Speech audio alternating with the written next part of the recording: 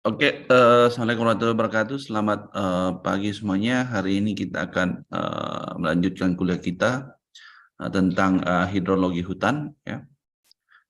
Pada minggu ini kita akan belajar tentang karakteristik hidrologi pada tegakan hutan. Eh, Kalau kita berbicara tentang hidrologi, ya, hidrologi itu adalah ilmu yang membahas, ya, ilmu yang membahas air di bumi, bagaimana terjadinya, bagaimana sirkulasi dan agihannya, sifat-sifat kimianya dan fisiknya, dan reaksi dengan lingkungannya, termasuk reaksi terhadap benda-benda hidup. Itu adalah tentang hidrologi. Atau hidrologi itu mengenai air dan fenomena yang berkaitan dengan air, yang menunjukkan dengan tepat ketidaksempurnaan batas-batasnya yang lebih bermanfaat berlaku untuk kekhususan individual, di mana itu merupakan perspektif kunci daripada kita belajar tentang hidrologi. Jadi kalau kita belajar hidrologi, bagaimana ilmu yang membahas air yang ada di bumi ini.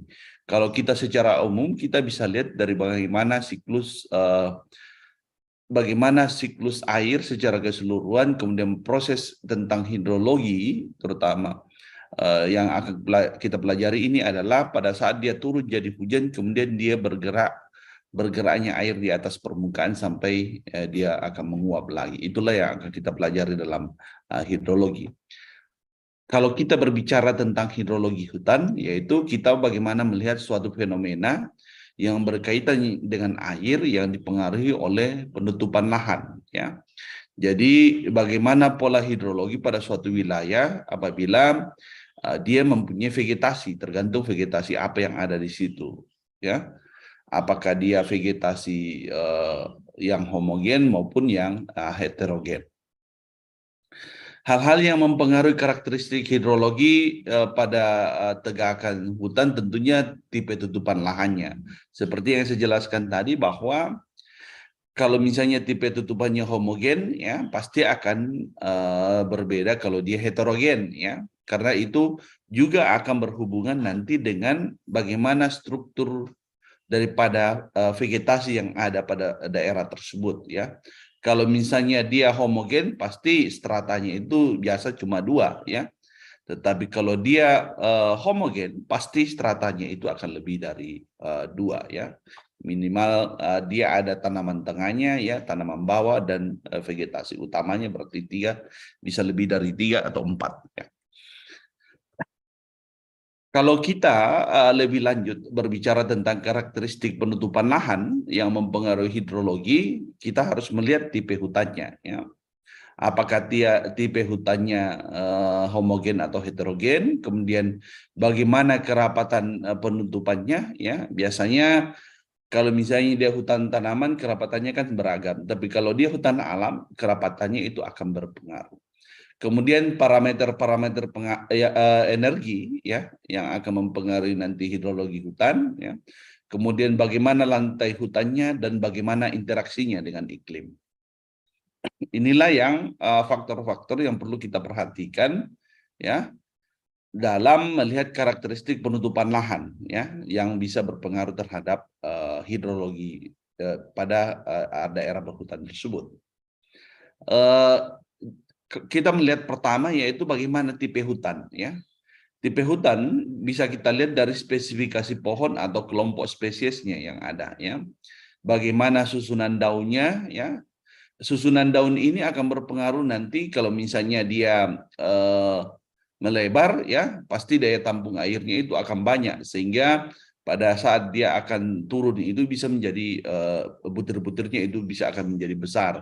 Kalau misalnya dia tipe hutannya daunnya itu dia berupa jarum, ya, dia akan mengenai dan dia akan turun bisa dipecahkan air butirnya. Jadi itu tergantung dari bentuk daunnya, itu akan mempengaruhi proses hidrologi, ya. Kemudian bentuk tajuk dan percabangan itu juga akan mempengaruhi nanti proses hidrologi, ya, terutama namanya biasanya adalah intersepsi, ya. Bagaimana bentuk tajuk dan percabangan itu terjadi intersepsi hujan pada daerah tersebut. Kemudian sifat-sifat kulit dari tipe hutan itu juga berpengaruh terhadap hidrologi hutan, karena kalau dia kasar ya berarti proses mengalirnya aliran batang itu akan tidak terlalu lancar ya. Kalau dia halus, proses pengaliran air lewat batangnya itu dia akan lebih cepat ya dibanding yang kasar. Kemudian struktur batang juga itu berpengaruh, dan bentuk akar ya. Kalau misalnya dia akarnya akar dalam, berarti hidrologi air nanti itu air itu bisa akan menembus ke dalam air dalam ya. Kalau dia akar serabut yang hanya di permukaan, pasti hidrologinya agak susah masuk air ke dalam tanah, karena akarnya itu tidak sampai ke akar dalam ya. Tergantung dari tipe ya, tergantung dari susunan daun, bentuk tajuk ya, sifat-sifat kulit, struktur batang, dan bentuk akar itu akan mempengaruhi daripada struktur daripada hidrologi pada hutan tersebut ya. Kemudian yang berikutnya adalah kerapatan penutupan ya. Hidrologi hutan pada suatu wilayah itu juga dipengaruhi oleh kerapatan penutupan. Spesies pohon itu berpengaruh ya. Sebagai contoh misalnya di hutan pinus kita bandingkan misalnya di daerah yang lebih heterogen, misalnya hutan yang primer itu pasti berbeda ya kerapatannya nantinya.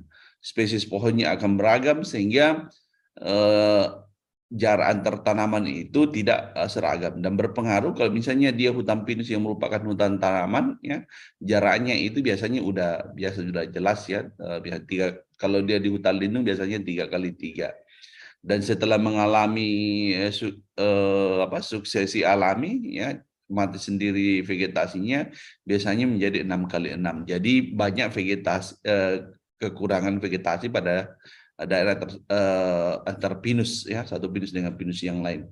Apalagi kalau misalnya tanaman pinus dia mempunyai alelopati ya terhadap tanaman, jadi dia bersifat menjadi racun bagi tanaman sekitarnya pada umur tertentu. Tapi biasanya kalau sudah umur 12 tahun, tanaman itu sudah tumbuh tanaman di bawahnya. Kemudian kondisi tempat tumbuh itu juga berpengaruh terhadap kerapatan penutupan lahan ya. Kemudian umur ya, umur itu juga berpengaruh terhadap kerapatan, kemudian tinggi pohon, dan bagaimana tipe hutannya ya. Ini kalau kita berbicara tentang bagaimana pengaruh kerapatan penutupan lahan ya terhadap hidrologi, faktor-faktor ini yang akan mempengaruhi hal tersebut. Kemudian parameter-parameter energi yang dimaksud di dalam proses hidrologi ini adalah evaporasi dan transpirasi ya. Jadi sifat-sifat aerodinamis atau kekasaran daripada tajuk ya, dan sifat termal atau kapasitas dari konduksi panas hutan dan subtrasinya itu akan berpengaruh terhadap proses dalam hidrologi ya. Jadi itu juga nanti akan kita lihat bahwa pada vegetasi tertentu dia mengalami evaporasi yang tinggi, ada juga transpirasi yang tinggi, dan ada juga yang mengalami transpirasi yang rendah ya.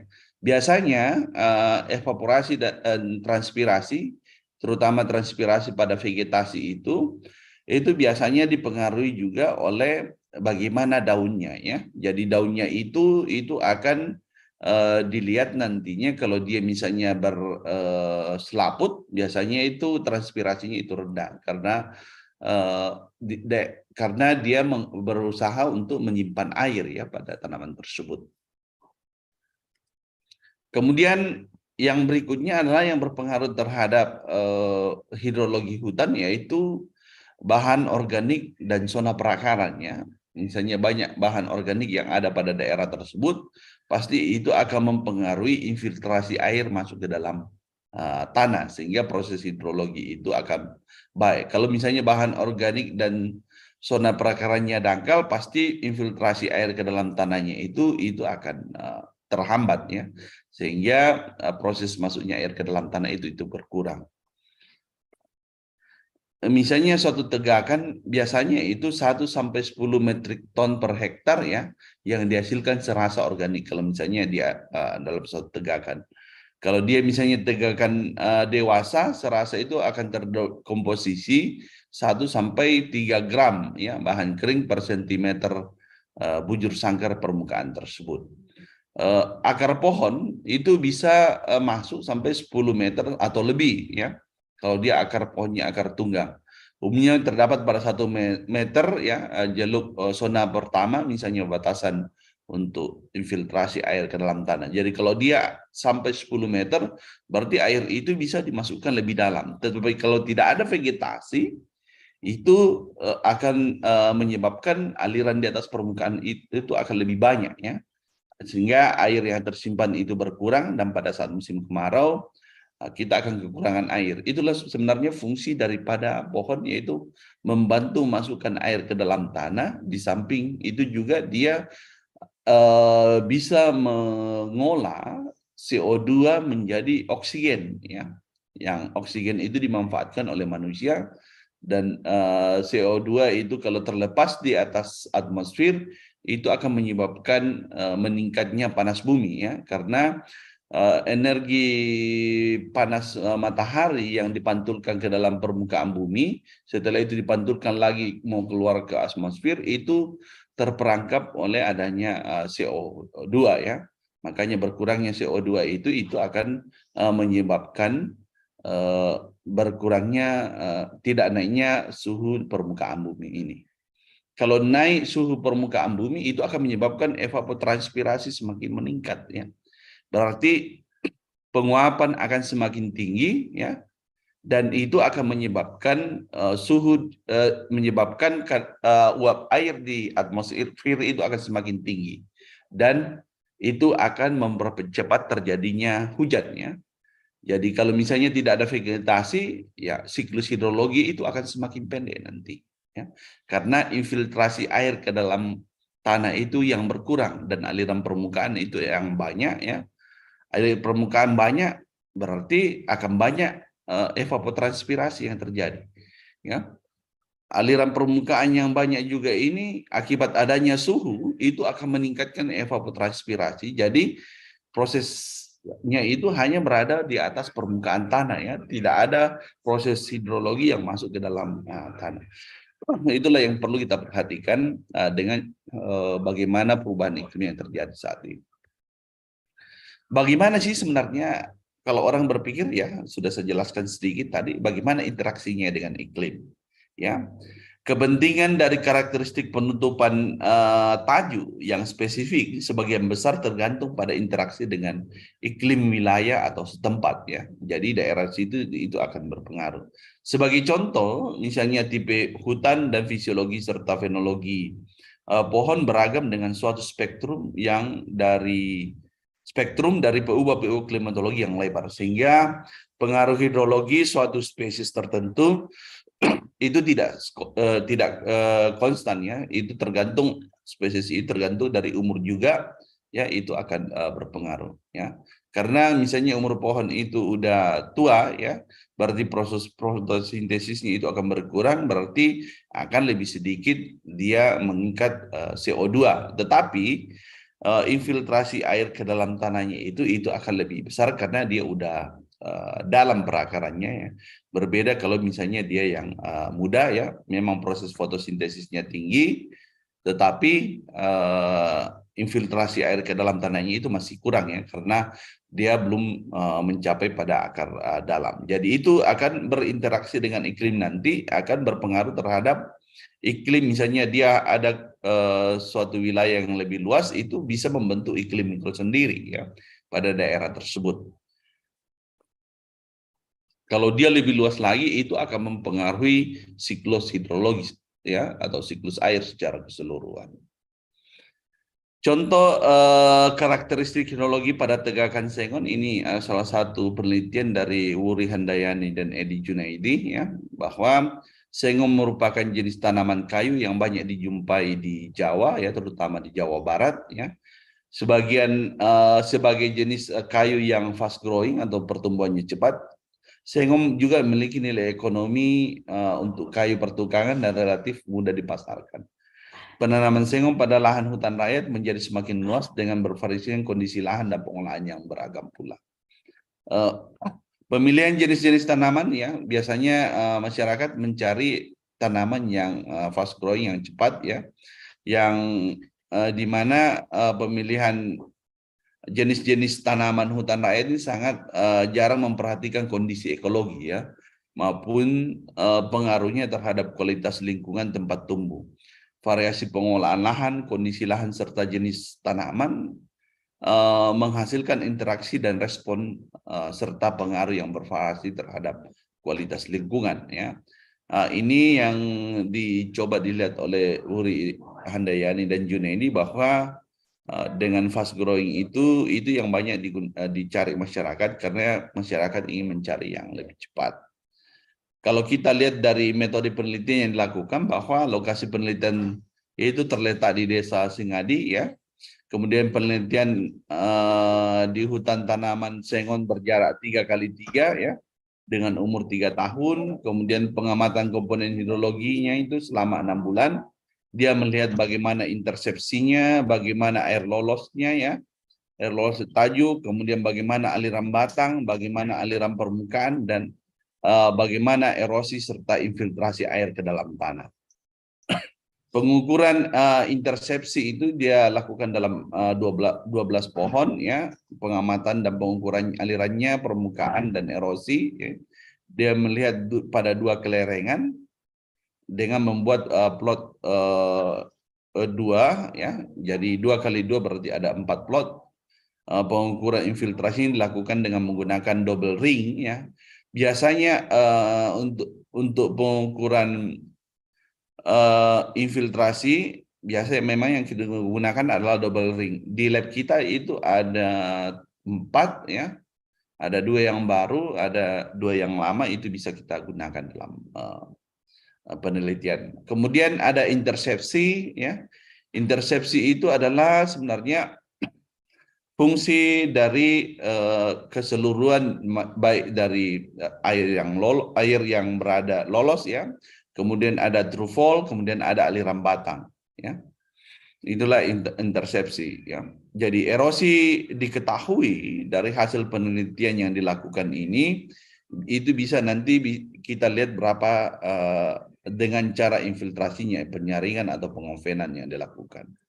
Ini metodenya. Kemudian dari hasilnya ini penelitian itu bisa kita lihat bahwa dari ini adalah curah hujan ya. Curah hujan maksimumnya yang paling tinggi itu di bulan Oktober ya. Kemudian jumlah hari hujannya ya, dia hitung berapa jumlah hari hujan. Yang paling banyak hujannya itu adalah di Maret ya. Kemudian dari kriteria jumlah hari hujan ini bisa dilihat bahwa hujan sangat ringan itu terjadi pada 2 di bulan Januari ya, yang jumlah totalnya itu ada 6. Kemudian hujan yang sangat lebatnya itu hanya terjadi pada bulan Maret dan Oktober ya, yang curah hujannya itu lebih besar dari 100 mm per hari. Jadi kalau dia 100 mm per hari, berarti dia itu sudah hujan yang sangat lebat ya. Dalam artian bahwa kalau dia 1 hari itu ketinggian muka airnya itu apabila dianggap datar semua itu adalah sekitar 10 cm ya. Berarti lumayan ya. Kalau 10 cm udah di atas mata kaki. Kemudian dari hasil intersepsi, perhitungan intersepsi tegakan sengon, ini bisa dilihat bahwa yang tertinggi ya untuk aliran batang itu pada bulan Desember ya. Pada bulan Desember sebesar 2,03 mm, dan untuk air lolosnya itu pada bulan Maret 243 mm. Kemudian untuk intersepsinya itu di bulan Oktober. Tapi secara persentase, ya, ini bisa kita lihat bahwa aliran batang yang terbesar itu dari persentase debit air, yaitu di bulan Desember sebesar 75%, kemudian untuk air lolos itu di bulan April sebesar 77,59%, dan intersepsi itu pada bulan Oktober sebesar 42,91%. Misalnya dibandingkan dengan Pinus, ya, sebesar 15,7, kemudian Puspa sebesar 13,7, dan Jali sebesar 20,5 sampai 40,3, ya.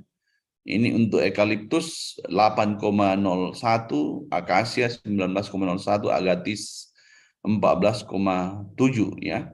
Ini bisa dilihat bahwa intersepsi Sengon itu termasuk besar, ya, tetapi aliran batangnya termasuk rendah dibandingkan dengan yang lain. Air lolos tajuk, ya, air lolos tajuknya tinggi pada Sengon, akan tetapi langsung lantai tegakan, ya.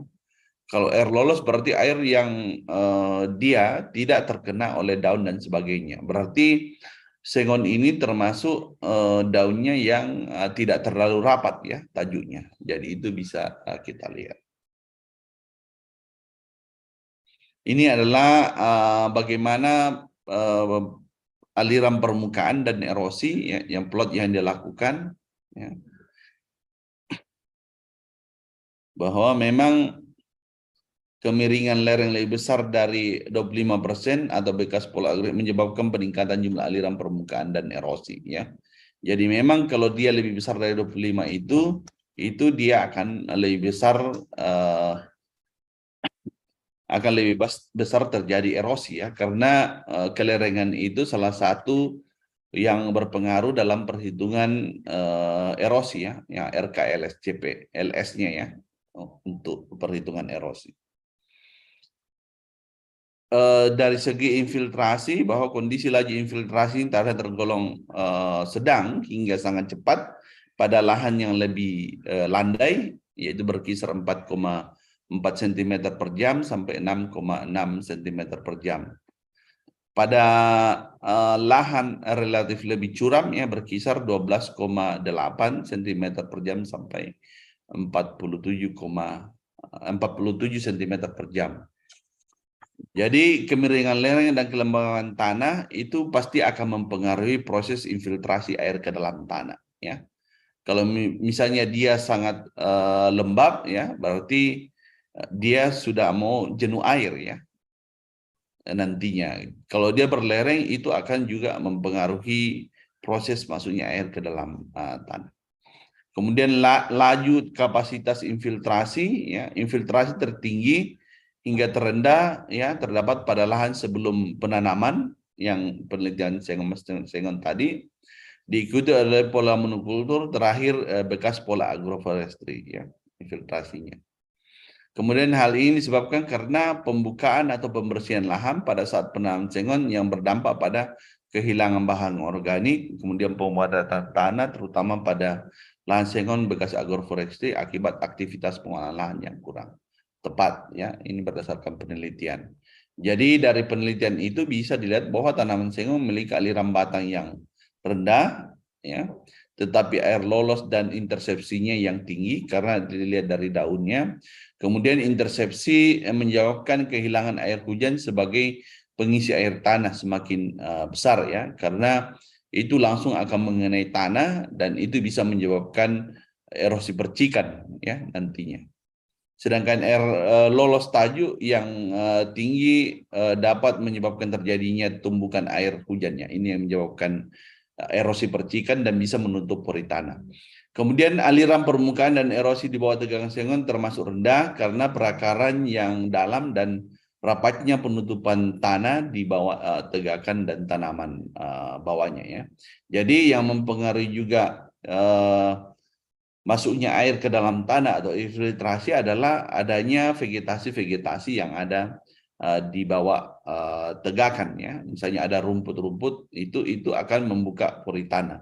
Di samping itu akan masuk ke dalam perakaran daripada vegetasi tadi. Infiltrasi termasuk sedang hingga sangat cepat, dipengaruhi oleh kelembaban tanah dan kemiringan lereng serta pengolahan lahan yang dilakukan. Jadi inilah hasil kesimpulan yang dilakukan oleh penelitian pada daerah tanaman sengon. Jadi kedepannya kalian juga saya harapkan ada membuat kelompok ya untuk melakukan penelitian di kampus saja ya tentang karakteristik hidrologi pada tegakan hutan. Misalnya kalau ada hutan pinuska ya, kalau di kampus kan ada hutan jati ya, kemudian ada hutan ada di Sengon, ada Sengon ya. Oh enggak, Samania Saman ya, dan ada beberapa vegetasi. Jadi kalian bisa melihat contoh situ atau mencari literatur ya, literatur yang berhubungan dengan perencanaan bagaimana karakteristik hidrologinya ya. Kemudian ini adalah kerangkanya nanti yang akan kalian buat, yaitu ada judul, kemudian ada pendahuluan, tinjauan pustaka, metode, hasil, dan kesimpulannya. Dan ini gunakan huruf Arial spasi 1 minimal 10 halaman. Jadi ini yang bisa saya sampaikan ya. Ada pertanyaan sampai di sini?